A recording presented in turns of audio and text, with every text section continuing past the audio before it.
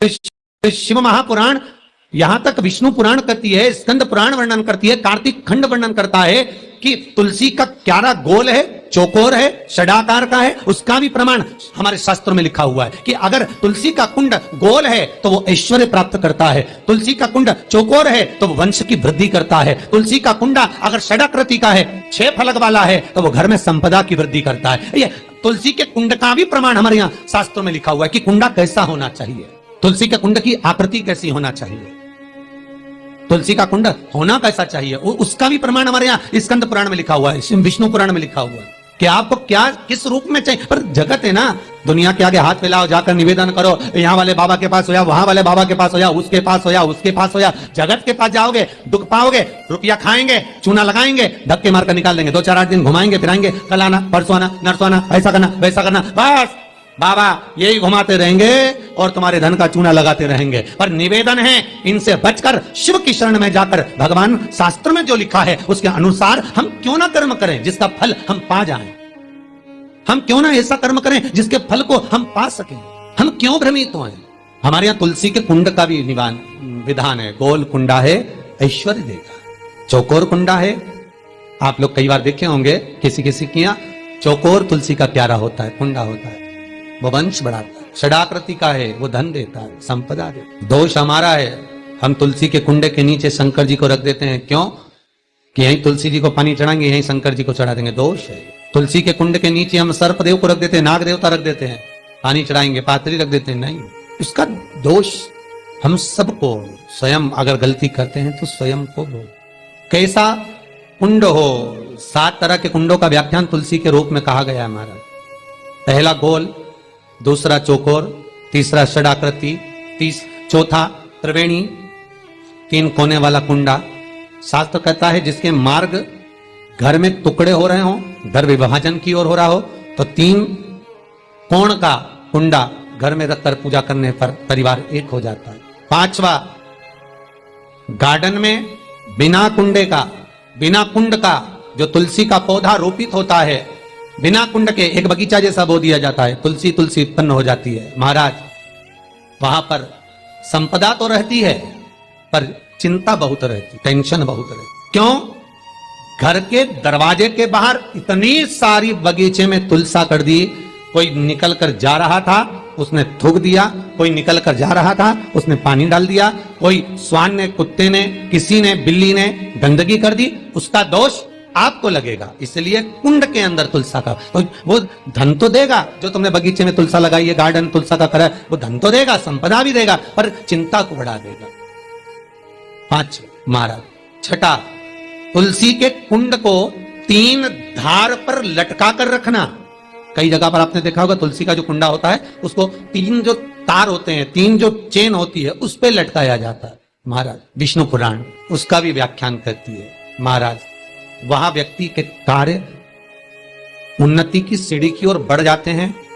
जैसे भोजन की थाली लग गई, भोजन तैयार हो गया, बस खाने बैठे हो और थाली खसक गई, समझ लेना कि तुलसी को अधर पर लटका कर रखा है। इसलिए कार्य तो हो रहे हैं, बनने वाले हैं, 4 दिन बाद ये काम होने वाला है, 8 दिन बाद ये काम होने वाला है, लग रहा है कि इसमें इतना फल मिलेगा, लग रहा है इस व्यापार को करेंगे तो इतना फायदा हो जाएगा, सब कुछ करा, लाखों रुपए लगा भी दिए, थाली मालूम पड़े खसक गई, अधर लटका है। 7 क्रम है तुलसी के, ये 6ठा क्रम बताया।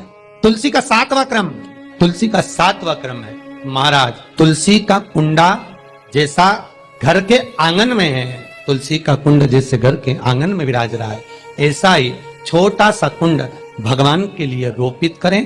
प्रतिदिन भगवान की सेवा करते समय तुलसी का कुंड सम्मुख रखकर उसकी आराधना करना, फिर उस कुंड को वापिस बाहर ले जाकर रखना, फिर दूसरे दिन पूजन के समय पर कुंड को लाकर रखना। हम तो यहां तक कहते हैं, विष्णु पुराण गर्ग संहिता कल्याण का तुलसी अंग यहां तक वर्णन करता है कि आप पूरे साल ये नहीं कर सकते तो कम से कम कार्तिक के महीने में भगवान के सामने तुलसी का छोटा कुंड, चौकोर वाला, गोल नहीं, चौकोर कुंड लाकर भगवान के सामने रखकर छोटा सा कुंड का पूजन कर भगवान के साथ उस कुंड को वापिस बाहर विराजमान करें, फिर कल लेकर आए, फिर विराजमान करें। आप पूरे साल नहीं कर सकते तो 1 महीना, उसका फल 1000 गुना प्राप्त होता है। तो किस चीज के लिए कहा गया कि तुलसी का कुंडा एक बाहर हो एक घर के अंदर मंदिर के सामने पूजन के लिए रखा जाए तो कहते हैं उस घर में वैभव, सत्ता, संपदा, लक्ष्मी, समृद्धि, शांति की कभी कमी नहीं, कभी कमी, प्राप्ति सुख की, आनंद की। 7 तरह के कुंड, 7 तरह के तुलसी के रोग का वर्णन हमारे यहाँ विष्णु पुराण में किया गया। 7 आप किस भाव से कर रहे हैं ये आपके महाराज। स्त्रियों के, नारियों के जितने भी रोग होते हैं, बीमारियां होती हैं, रजोधर्म से जुड़ी हुई जो भी तकलीफें होती हैं, उसका भी व्याख्यान देवी भागवत में स्पष्ट कहा गया।